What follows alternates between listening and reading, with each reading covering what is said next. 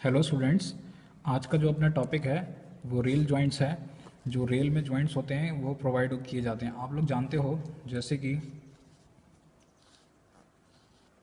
जो हमारी रेल्स होती हैं उसको बेटा कंटिन्यूस करने के लिए हमें क्या करना पड़ता है, एक रेल को दूसरी रेल से क्या करना है, जोड़ना पड़ता है। यानी कि अगर उसकी हमें आवश्यक लंबाई प्राप्त करनी है, सपोज करिए आपको उसका 100 किलोमीटर तक लंबाई करनी है, 80 किलोमीटर तक लंबाई करनी है, तो आपको क्या करना होगा, रेल्स को एक दूसरे से जोड़ना होगा। क्योंकि उसकी आवश्यक लंबाई प्राप्त करने के लिए आपको क्या करना पड़ेगा, रेलों को ज्वाइंट करना पड़ेगा। ठीक है ना। तो हम लोग क्या करते हैं, रेल को ज्वाइंट करते हैं।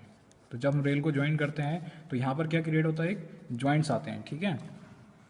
तो जो ये जॉइंट्स होते हैं बेटा, इनकी जो स्ट्रेंथ होती है वो 50% होती है। इनकी स्ट्रेंथ कितनी होती है, 50% होती है। और जो हमारे पास रेल्स होते हैं इनके कंपैरिजन में, अगर मान लीजिए इसकी स्ट्रेंथ 100% है तो बेटा इसकी स्ट्रेंथ कितनी होगी, 50% होगी। ठीक है ना। तो हम यहाँ पे लिखा हुआ है, रेल पथ की आवश्यक लंबाई प्राप्त करने के लिए रेलों की लंबाई की दिशा में सिरे से सिरा मिलाकर जोड़ा जाता है। यानी कि जब हमें आवश्यक लंबाई प्राप्त करने के लिए हमें क्या करना पड़ता है, इसको एंड टू एंड कनेक्ट करना पड़ता है। ठीक है, रेल्स को क्या करना पड़ता है, हमें एंड टू एंड कनेक्ट करना पड़ता है। अब इसके कुछ इंपॉर्टेंट पॉइंट्स भी होते हैं। जो भी हमारे पास जॉइंट है, ठीक है, उसकी स्ट्रेंथ क्या होनी चाहिए बेटा, उसकी स्ट्रेंथ जो होनी चाहिए, अच्छी स्ट्रेंथ होनी चाहिए। ठीक है। साथ में जो उसके सिरे होते हैं यानी कि जो उसके एंड्स होते हैं वो क्या होने चाहिए, हमेशा प्लेन होने चाहिए, समतल होने चाहिए। उसके बाद जो होना चाहिए, उसके बाद जोड़ के रिक्त, यानी कि जो जॉइंट है बेटा इसके बीच में गैप बना होना चाहिए। अगर इसके बीच में गैप नहीं होगा तो जो गैप बना होना चाहिए, अगर इसके बीच में गैप नहीं होगा तो जो भी टेम्परेचर की वजह से एक्सपेंशन होते हैं या फिर बेटा कॉन्ट्रैक्शन होते हैं तो वो नहीं हो पाएंगे। ठीक है।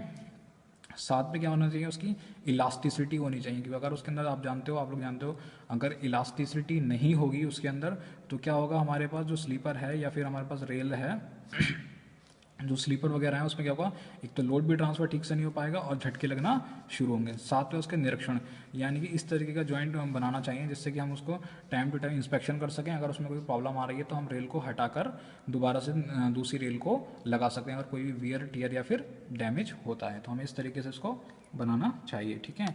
और जाहिर सी बात है बेटा, जो ये रेल्स होते हैं इनके एंड टू एंड जो कनेक्ट होते हैं, ये अक्सर हम लोग किससे कनेक्ट करते हैं, फिश बोल्ट से।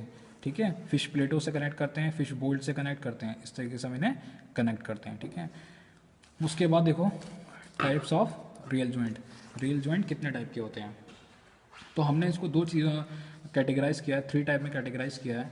पहला है on the basis of location, और सेकंड है हमारा on the basis of support, और तीसरा है हमारे पास बेल्टेड जॉइंट। ठीक है। तो on the basis of location का मतलब है कि स्थिति के अनुसार, कि भाई स्थिति कैसी है, मतलब जो ट्रैक है हमारा बेटा वो कैसा है। आप लोगों ने देखा होगा कहीं पर कर्व ट्रैक होता है ना, कहीं पर क्या होता है हमारे पास पैरेलल ट्रैक होता है, तो उसके हिसाब से हमें क्या कहते हैं, जॉइंट्स को बनाना पड़ता है, उस हिसाब से हमें रेल का अरेंजमेंट करना पड़ता है। ठीक है ना।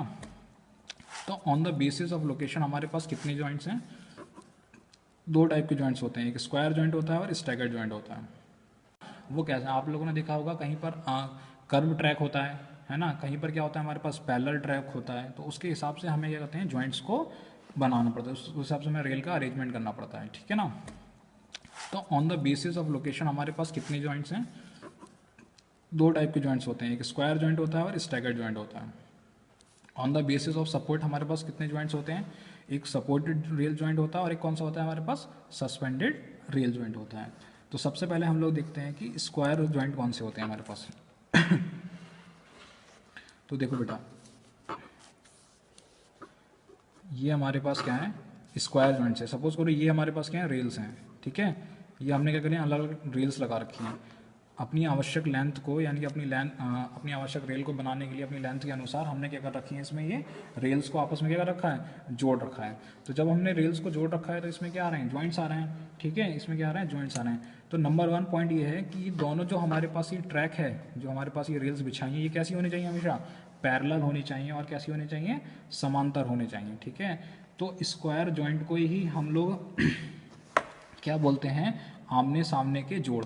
आमने सामने का जोड़ मतलब होता है कि ये हमारे पास क्या है, पैरेलल रेल्स आ रही हैं, तो जो जोड़ होंगे वो क्या होंगे, एक दूसरे के आमने सामने होंगे। देखो ये जॉइंट है तो ये इसके सामने है, ये जॉइंट है तो ये इसके सामने है। ठीक है ना। तो जॉइंट जो होते हैं हमारे पास इसके आपस में एक दूसरे के सामने होते हैं। ठीक है। ऐसे रोल को हम लोग क्या, ऐसे जॉइंट्स को हम लोग क्या बोलते हैं, स्क्वायर जॉइंट्स बोलते हैं। ठीक है ना बेटा। और देखो उसके फ़ायदे ये हैं स्क्वायर जॉइंट्स के, कि जब भी आपको क्या, ऐसे जॉइंट्स को हम लोग क्या बोलते हैं, स्क्वायर जॉइंट्स बोलते हैं। ठीक है ना बेटा। और देखो उसके फ़ायदे ये हैं स्क्वायर जॉइंट्स के कि जब भी आपको इंस्पेक्शन करना होगा तो आप इनका इंस्पेक्शन अच्छी तरीके से कर सकते हैं, और जो हमारे पास स्लीपर्स होते हैं वो अच्छी तरीके से बने रहते हैं। स्टैगर्ड जॉइंट का मतलब होता है बिखरे हुए जॉइंट। कैसे जॉइंट? बिखरे हुए जॉइंट। तो देखो ये नंबर 1 पॉइंट है, किसके लिए यूज़ होते हैं? ये कर्व के लिए यूज़ होते हैं, जहाँ पर क्या होते हैं हमारे पास वक्रीय होते हैं, यानी कर्व जब हमारे पास रेलवे ट्रैक लाइन बिछानी होती है हमें तो वहाँ पर यूज़ होते हैं। इनकी खास बात होती है जिगजैग वे में होते हैं। देखो एक जॉइंट यहाँ लगा है तो दूसरा जॉइंट यहाँ लगा है, तो तीसरा जॉइंट कहाँ लगा है? यहाँ पर लगा है, चौथा जॉइंट कहाँ लगा है? वो यहाँ पर लगा हुआ है। ठीक है ना। ये क्या होते हैं बेटा? एक दूसरे के सामने नहीं होते। सबसे पहली बात है ये एक दूसरे के सामने ना होकर कैसे होते हैं? आगे पीछे होते हैं। ठीक है, आगे पीछे इसलिए होते हैं क्योंकि आप लोग जानते हो जब भी कभी ट्रेन कर्व पर आती है तो उसमें जो होता है ना बेटा, ऊपर ये वाली distance, outer distance greater than होती है इनर डिस्टेंस है। तो इसलिए हम लोग क्या करते हैं इसमें स्टैगर्ड फॉर्म में जॉइंट्स को क्रिएट करते हैं, क्योंकि जो बाहरी रेल होता है उसकी लंबाई भीतरी रेल की लंबाई से क्या होती है? ज़्यादा होती है बाहरी वाले के लिए। ठीक है, उसके बाद देखते हैं on the basis of support पर। तो देखो बेटा सपोर्ट पर कौन से हमारे पास है? ये जॉइंट्स हैं, सपोर्टेड रेल जॉइंट, और हमारे पास कौन सा होता है? Suspended rail joint. तो देखो सपोर्टेड रेल जॉइंट में क्या होता है? ये हमारे पास रेल है, ठीक है, ये रेल हो गई, ये जॉइंट हो गया। इस जॉइंट को मैंने कनेक्ट कर दिया फिश बोल्ट से। तो एक क्वेश्चन आता है कि नंबर ऑफ फिश प्लेट्स कितनी होती हैं? तो इसमें 2 फिश प्लेट लगी होती हैं, और कितने बोल्ट होते हैं? देखो 1 2 3 4 हमारे पास फिश बोल्ट होते हैं और 2 हमारे पास प्लेट्स होती हैं। तो सपोर्टेड कहने का मतलब ये है कि जो बेटा ये जो जॉइंट है ना, ये हमारे पास क्या है? जॉइंट है। तो ये जॉइंट क्या है? स्लीपर के सपोर्ट में, यानी कि स्लीपर के ऊपर रखा होता है, ये इस तरीके से रखा होता है स्लीपर के। ठीक है, और इसके इधर और इधर साइड क्या होते हैं? 2 और स्लीपर्स होते हैं। ठीक है, तो ऐसे जॉइंट जो लटके नहीं होते हैं, देखो ये लटका हुआ नहीं है, ये किसमें? एक सपोर्ट में रखा हुआ है, तो ऐसे को हम लोग क्या बोलते हैं? सपोर्ट रेल जॉइंट बोलते हैं। साथ में हमारे पास अगला कौन सा है? Suspended joint. ये क्या होते हैं? लटके हुए होते हैं। देखो इसमें हमारे पास जो है इस जॉइंट पे स्लीपर नहीं लगा हुआ है, देखो ये लटके हुए हैं, ये इस फॉर्म में लटके हुए हैं, देखो ये इस फॉर्म में, ये एक स्लीपर हो गया, ये एक स्लीपर हो गया, तो यहाँ से ही लटका हुआ है इस फॉर्म में। देखो इससे पहले वाले में क्या था? ये सपोर्टेड में थे। और लास्ट होता है हमारा वेल्डेड जॉइंट। वेल्डेड जॉइंट में हम लोग क्या करते हैं? वेल्डिंग कर देते हैं यहाँ पर। ये जो हमारे पास रेल के सिरे होते हैं, एंड्स पर हम लोग क्या प्रोवाइड कर देते हैं? यहाँ पर वेल्डिंग कर देते हैं। ठीक है, और वेल्डिंग हमारे पास कितने टाइप के होते हैं?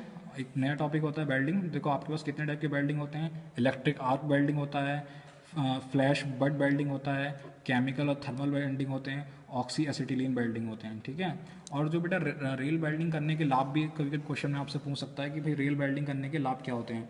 तो एक तो क्रीप नहीं होती है उससे, ठीक है, उससे रेल की आयु भी बढ़ती है।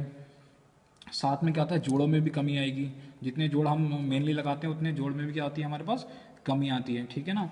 और वो जो होते हैं हमारे पास जो इलेक्ट्रिक आर्क यानी कि जो वेल्डिंग वाले होते हैं, उससे लंबाई वगैरह भी हमारे पास काफ़ी लंबी तक हम क्या कहते हैं उसको वेल्डिंग कर सकते हैं, कनेक्शन कर सकते हैं एंड टू एंड उसको। ठीक है ना। तो ये जो टॉपिक था हमारा रेल जॉइंट